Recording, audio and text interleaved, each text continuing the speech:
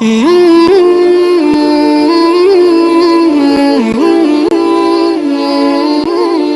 فرماتے ہیں ہدی للمتقین، یہ قرآن پاک ہدایت کا سامان، ہدایت کا ذریعہ بن کر آیا ہے ان لوگوں کے لیے جن کے دلوں میں تقوی ہے۔ اب تقوی اس کا لغوی معنی تو ڈرنا اور بچنا ہوتا ہے۔ اصطلاح شریعت کے اندر تقوی نام ہے اس چیز کا کہ مسلمان بندہ ان چیزوں سے بچے جن چیزوں کے کرنے سے اس کی آخرت برباد ہو جاتی ہو اور اللہ کی ناراضگی آ جاتی ہو۔ اصطلاح کے اندر تو تقوی کی یہ تعریف ہے، لیکن ایک مثال کے ذریعے میں آپ کو تقوی سمجھاتا ہوں کہ تقوی کون سی چیز ہے۔ کہ ایک مرتبہ حضرت عمر رضی اللہ تعالی عنہ نے حضرت ابی بن کعب رضی اللہ تعالی عنہ سے پوچھا، حضرت ابی بن کعب جی تقوی کا مفہوم کیا ہے؟ حضرت ابی بن کعب رضی اللہ تعالی عنہ نے فرمایا، حضرت عمر رضی اللہ تعالی عنہ آپ کبھی ایسے راستے سے بھی گزرے ہیں کہ جس کے دونوں جانبوں سے کانٹے ہوں، درمیان سے راستہ جا رہا ہو؟ انہوں نے فرمایا جی ہاں میں گزرا ہوں۔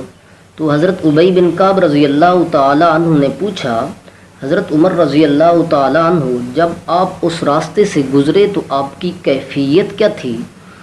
وہ آگے سے انہوں نے جواب دیا کہ میری کیفیت یہ تھی کہ میں اپنے کپڑوں کو سمیٹ کر اس راستے سے گزرا ہوں تاکہ کانٹے مجھے نہ لگیں۔ تو حضرت ابی بن کعب رضی اللہ تعالیٰ عنہ نے فرمایا، اسی طرح اللہ کی نافرمانی سے بچنے کا نام تقوی ہے، کہ جس طرح آپ کانٹوں سے بچنے کے لیے اپنے کپڑوں کو سمیٹ رہے تھے، اسی طرح اللہ کی نافرمانی سے بھی بچو، اس کا نام تقوی ہے۔ اب قرآن پاک متقی لوگوں کے لیے ہدایت کا ذریعہ بن کر آیا ہے۔ تقوی اختیار کرو، دل کے اندر خدا کا خوف رکھو، تو انشاءاللہ اللہ رب العزت کی ذات نے جو عظیم کتاب بھیجی ہے اس سے فائدہ حاصل کرنا آسان ہو جائے گا۔ اب مفسرین کرام نے تقوی کے 3 درجے بیان فرمائے ہیں۔ پہلا درجہ تقوی کا یہ ہے کہ بندہ کفر سے باز آ کر اسلام میں داخل ہو جائے، اپنے آپ کو دائمی جہنم کے عذاب سے بچا کر جنت کا مستحق بن جائے۔ یہ ہے تقوی کا پہلا درجہ۔ تقوی کا دوسرا درجہ کیا ہے؟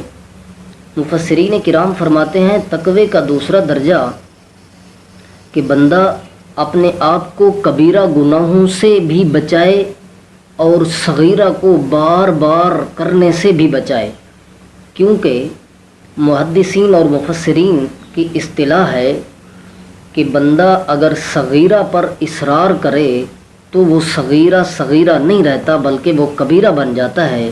اس وجہ سے تقوی کا دوسرا درجہ یہ ہے کہ بندہ اپنے آپ کو کبیرہ گناہوں سے بھی بچائے اور صغیرہ سے اصرار سے بھی بچائے۔